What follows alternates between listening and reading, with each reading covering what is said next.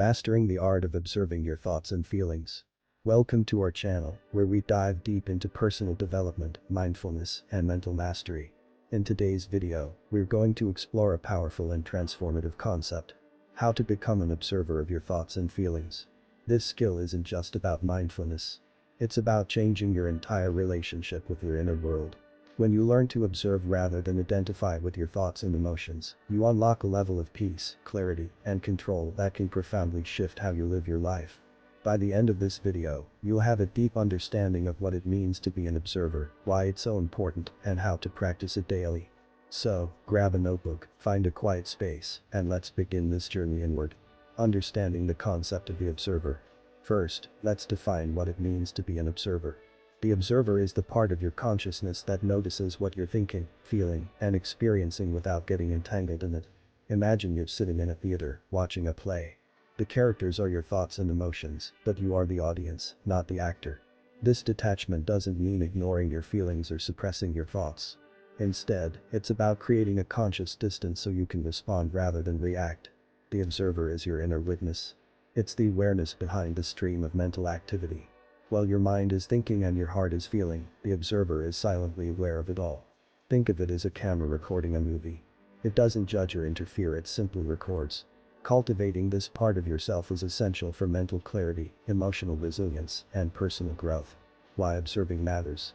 Observing your thoughts and emotions is crucial because it gives you power. Most people live on autopilot, driven by unconscious reactions and habitual thinking. When you're not aware of your inner landscape, your thoughts and feelings dictate your actions. But when you become the observer, you step into the driver's seat of your life. This shift allows you to recognize patterns that may be harming you, like negative self-talk, emotional triggers, or limiting beliefs. It gives you the space to choose a different response. You're no longer a slave to your emotions. You're the master. Observing doesn't eliminate challenges, but it changes how you face them. With observation comes insight, and with insight comes transformation. The science behind observation. Scientific studies in neuroscience and psychology support the power of self-observation. Practices like mindfulness and meditation, which train the observing mind, have been shown to reduce stress, increase focus, and improve emotional regulation. The prefrontal cortex, the part of the brain responsible for decision-making and self-control, is activated when we observe our thoughts and emotions. Meanwhile, the amygdala, which governs the fight-or-flight response, becomes less reactive. This neurological shift is key to emotional intelligence. It means you can remain calm under pressure, empathize with others more easily, and make better decisions. The more you practice being the observer, the more you strengthen the neural pathways that support inner peace and mental agility. How to observe your thoughts. Now let's get practical. How do you actually observe your thoughts? Start with this. Awareness. Sit quietly and notice what's going on in your mind. Don't try to change anything. Just watch. You might hear an inner voice saying, "This is boring," or "I'm doing this wrong." That's okay. That's the mind doing what it does. Just notice it. A useful technique is mental labeling. When a thought arises, give it a label like worry, planning, judging, or remembering.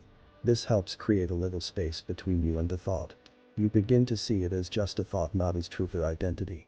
Another approach is to imagine your thoughts as clouds passing in the sky or leaves floating down a stream. They come and go, but you remain the observer. Don't get discouraged if your mind is busy. That's completely normal. The goal is not to stop thinking, but to notice that you are thinking. That alone is a profound step. How to observe your feelings. Emotions can be trickier than thoughts because they often involve a physical component: tightness in the chest, heat in the face, and knot in the stomach. To observe emotions, you must feel them fully without being consumed by them. Begin by noticing where in your body the emotion resides. Is it tension in your shoulders? A flutter in your heart? A sinking feeling in your gut? Name the emotion if you can. This is sadness, or I feel anger. Allow it to be there without resistance. Breathe into it. Instead of pushing it away or trying to analyze it, simply sit with it. Watch what it does when you don't react. Like thoughts, emotions are transient. They rise and fall like waves in the ocean. When you observe them without judgment, they often dissolve more quickly than when you resist or suppress them. Over time, you'll develop emotional fluency, the ability to feel deeply without losing yourself. Daily practices to strengthen the observer. Building the observer takes practice. Here are some daily habits to help you cultivate this powerful state of awareness. Mindful breathing. Spend 5 minutes a day focusing on your breath. Notice the inhale and exhale. When your mind wanders, gently bring it back. Journaling. At the end of each day, write about your thoughts and feelings. Describe them as if you were a curious scientist examining a specimen. Body scan. Before bed, lie down and mentally scan your body from head to toe. Notice any tension or sensation without trying to change it. Trigger reflection. When you feel emotionally triggered, pause and ask, what am I feeling? What thought preceded this feeling? This builds awareness of emotional patterns. Silent observation.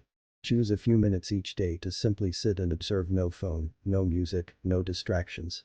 Just watch your mind like you'd watch a movie. Challenges on the path. Becoming an observer isn't always easy. You'll face resistance. Your ego might rebel, fearing the loss of control. Old patterns will try to pull you back into identification. You might judge yourself for not doing it right. Remember, the observer watches even this. There is no failure in observation, only learning.